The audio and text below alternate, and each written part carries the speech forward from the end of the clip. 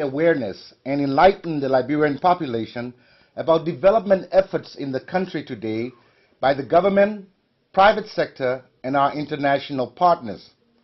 We believe that as citizens of Liberia, we have a moral obligation and a civil responsibility to contribute meaningfully towards the overall development of our country. The show also provides a forum where we can share ideas and discuss opinions on the social, economic, and political future of our common patrimony, culminating into a collective vision for the future.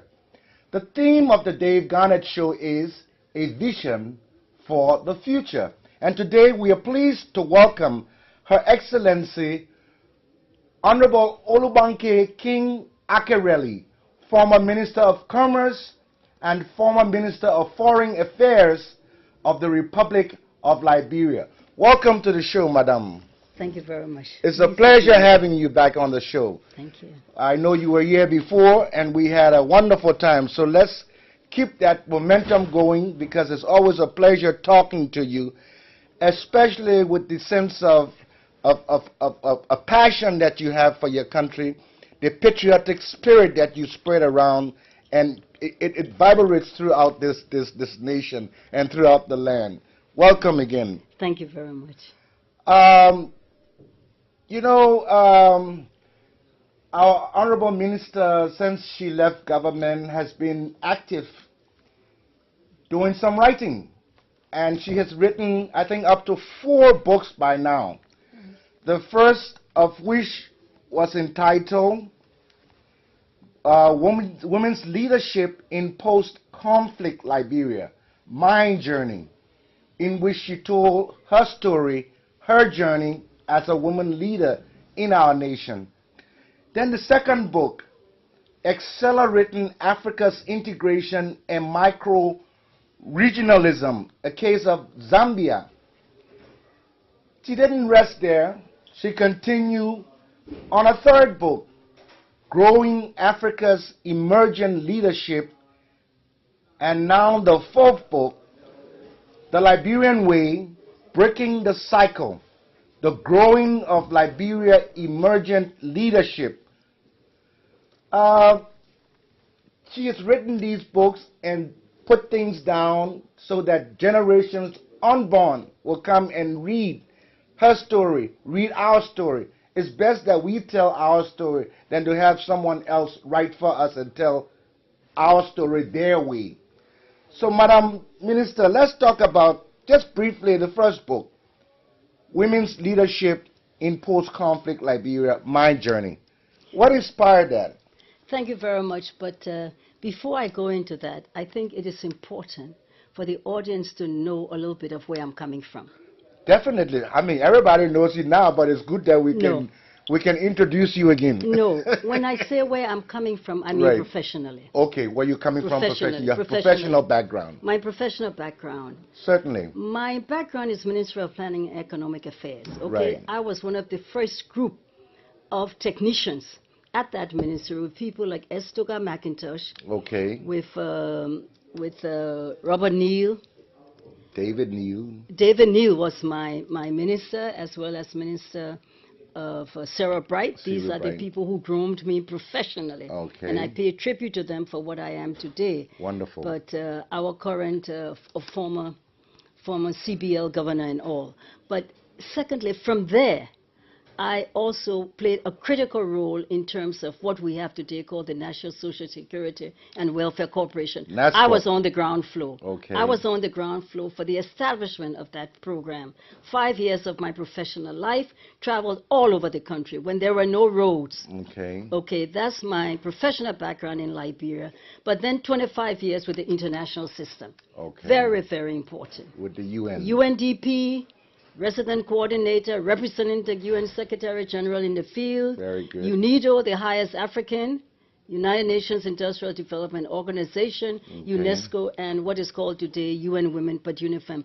This is important because it's the backdrop for my writings. My writings are not limited to Liberia. Okay. And they are not limited to Liberia because I have all this experience from all over the world that I'm bringing to bear. Okay, wonderful. And so that is why I said it's important to know that, because there is a prolific amount of writing, because there's so much in my head that's got to come out that I've got to pass on. And we appreciate that. That's why I decided. The first book, Women's Leadership in Post-Conflict Liberia, My Journey, basically it is a report on my experiences and the challenges and the achievements as Minister of Commerce and Industry, and then as Minister of Foreign Affairs. And the achievements and focus here is a country in reconstruction. What were the challenges? What were we facing? Post-conflict Liberia. So the book is to document and bring to the fore, to people's attention, what we had to deal with.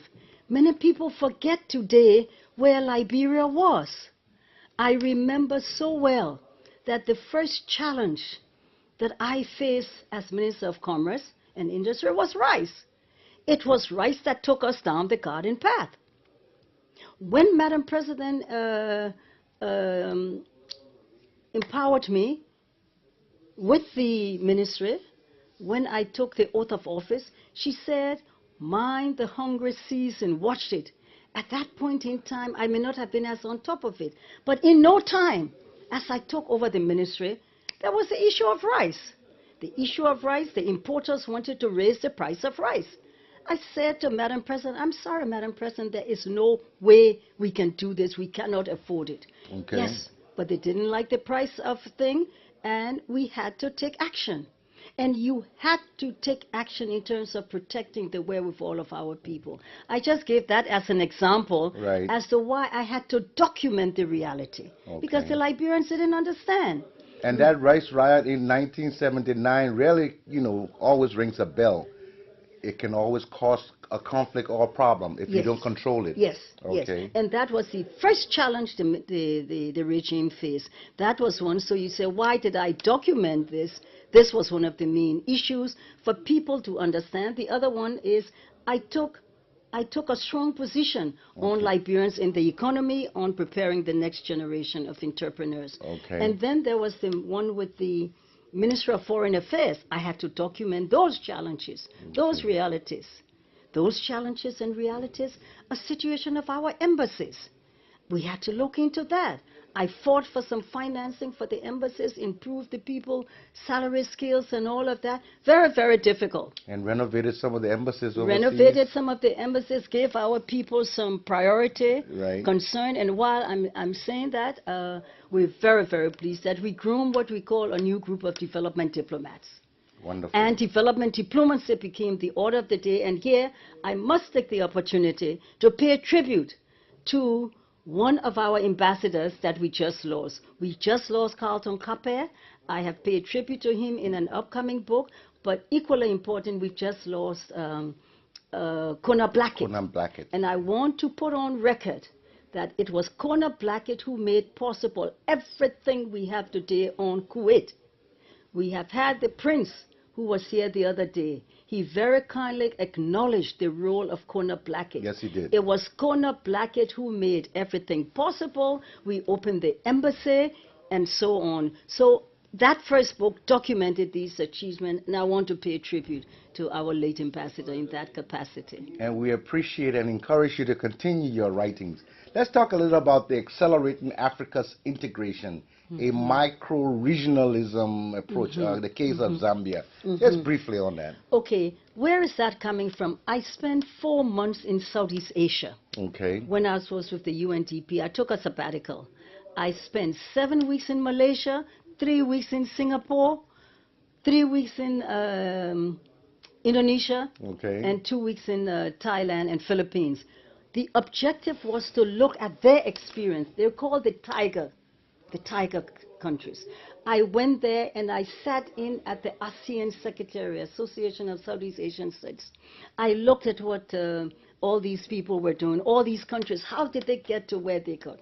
Immediately after my 4 months in Southeast Asia, I was assigned as UNDP resident rep, resident coordinator in Zambia. Zambia was Southern Africa. I took that experience of micro-regionalism. What those countries did is they developed the border areas of their respective countries in concert with each other. For example, there was the Indonesia, Malaysia, Thailand Growth Triangle.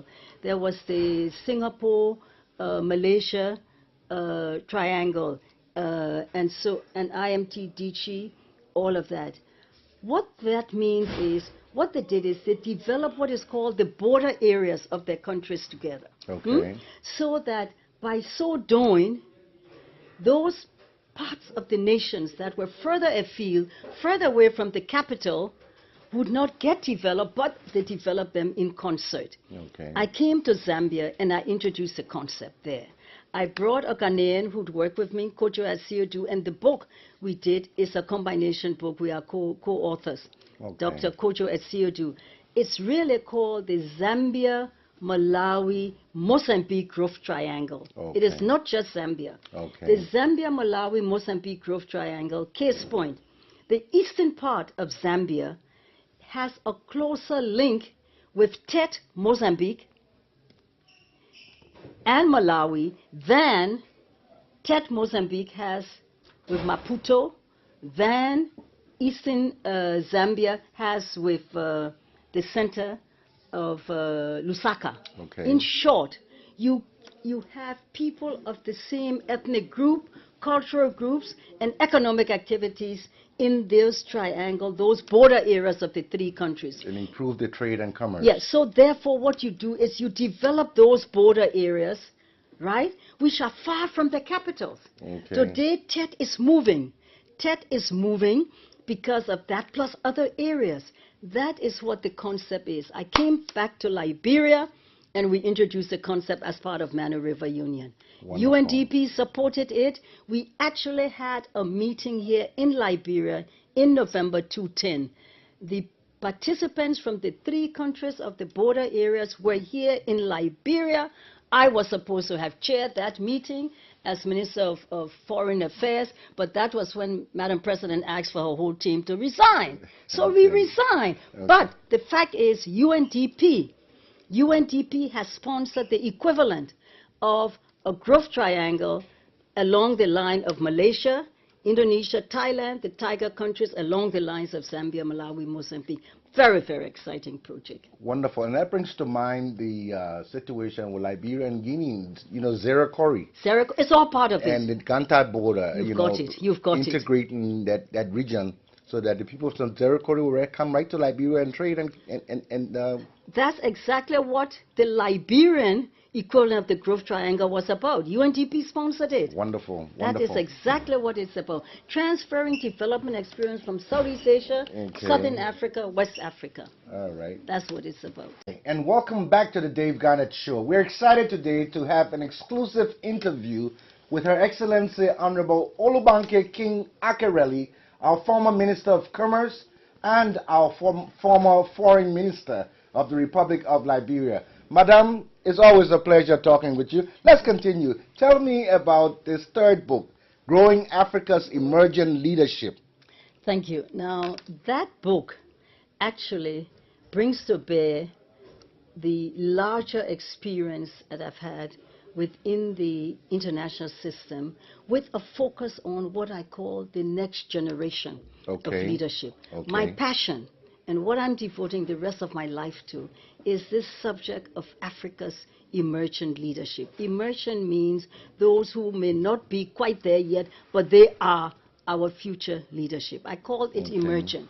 They're en route, but they are not quite there yet. Okay. Having said that, the concept of growing is development and promotion. That is the concept of growing. There is a tendency for people to think you can just come out of university and be a leader. You cannot. And while you're in university, you may be doing local university politics, but that is preparing you. You are not there yet. So the concept of growing Africa's emerging leadership, we took Africans in the diaspora, Africans on the ground in different countries. Who were the diaspora Africa? The diaspora Africa were from Africans in Colombia, in Brazil, in the islands, Jamaica and all of that. Those are the larger diaspora. and then Africans of the diaspora, maybe in the U.S. and on the continent itself. Okay. And what happened, these people were asked to fill up a profile on their motivation, where they are, what are the challenges facing them as Africans in terms of developing Africa. Okay. So it is that profile that is then reflected in this book, The Growing of Africa's Emergent Leadership. And out of that came some very, very exciting issues of the challenges facing us on the continent. They're all the same. What are those challenges? Those challenges identified by these young people. Challenges returning home from the diaspora, business, health, business opportunities, health, governance, peace and conflict resolution. These are some of the major challenges all of them are facing. So that comes out in the book.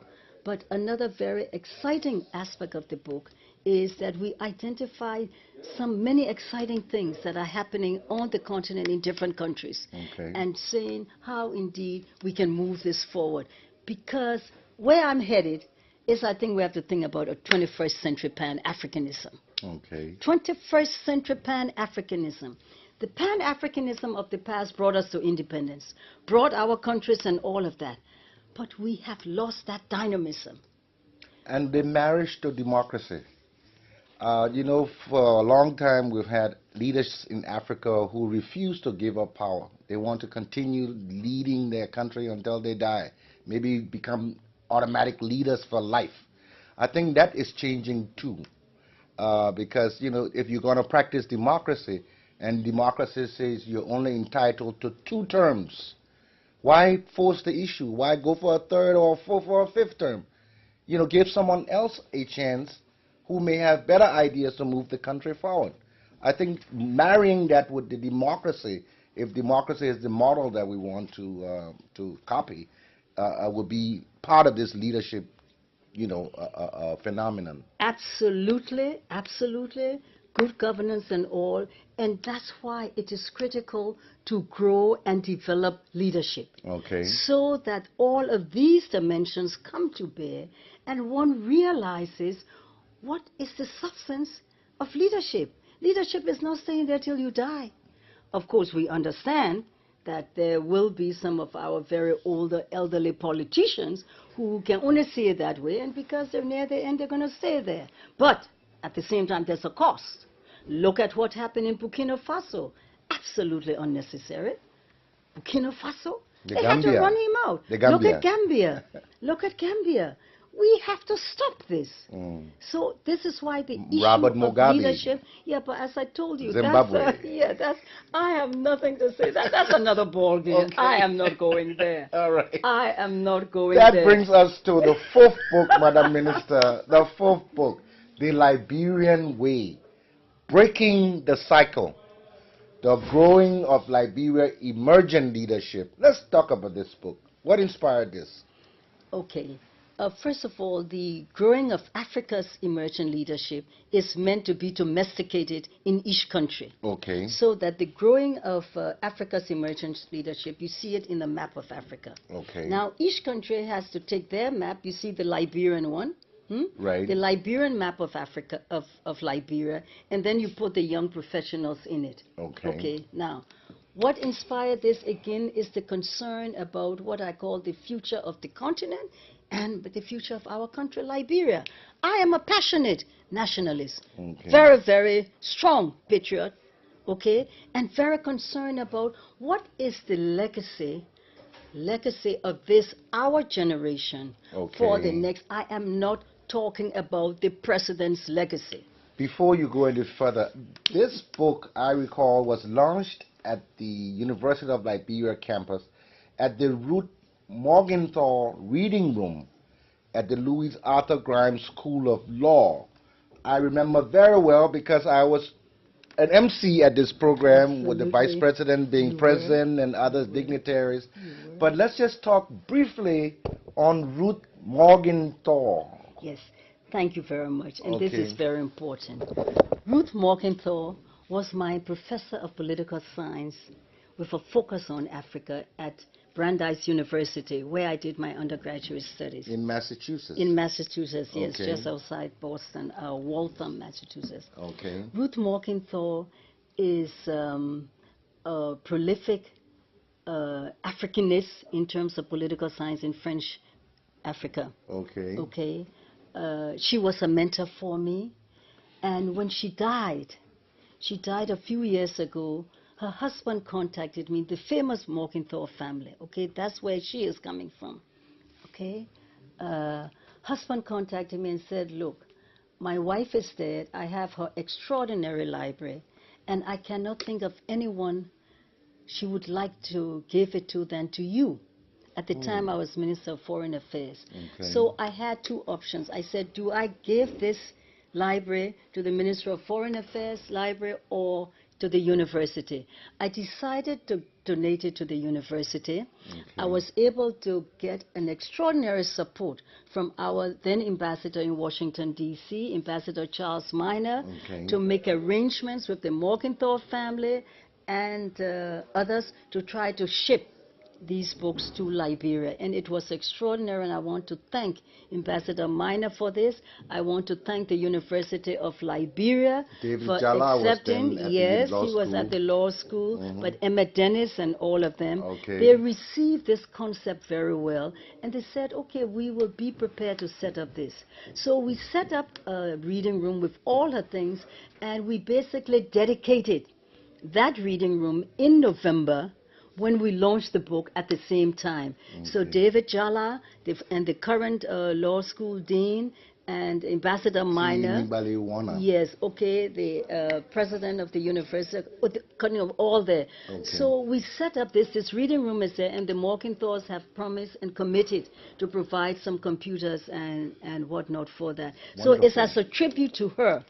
Ruth Morgenthau, the Ruth Morgenthau reading room, dedicated at the law school. Why at the law school? Well, why at the law school? Many of you may not know, but I was studying law. Yes, at I one heard point. about that. Okay.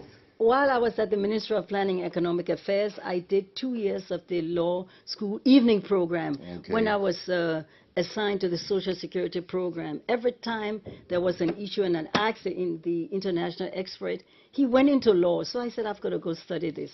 So I did the first year of the law school, and then I joined the UN. I didn't finish my study. But maybe you can go back and finish this program, get some credit, and then just do 1 or 2 more years. I don't need to be a lawyer. You've got enough here. You're watching the Dave Garnett Show. You're listening to the Dave Garnett Show. Our guest today is Her Excellency Honorable Olubanke King Akerele, former Minister of Commerce and former Minister of Foreign Affairs, Republic of Liberia.